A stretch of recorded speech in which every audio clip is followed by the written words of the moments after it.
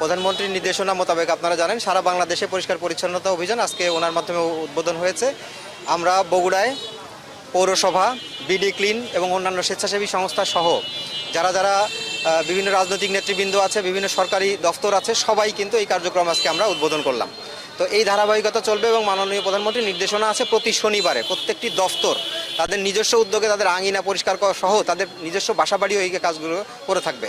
সুতরাং এই কার্যে শুধু আজকে হবে বিষয়টি এরকম না, এটা চলমান থাকবে আনটিল আমাদের পুরা বগুড়া আমরা ক্লিন করতে পারি। এটা চলমান থাকবে এবং প্রত্যেকে আমরা এটা হচ্ছে শুধুমাত্র আমাদের মানুষকে উদ্বুদ্ধ করার জন্য। এখানে আমাদের ব্যক্তি, শ্রেণী, পেশা সকলের দায়িত্ব আছে আমাদের নিজস্ব আঙিনা পরিষ্কার করা এবং আশেপাশে পরিষ্কার করা।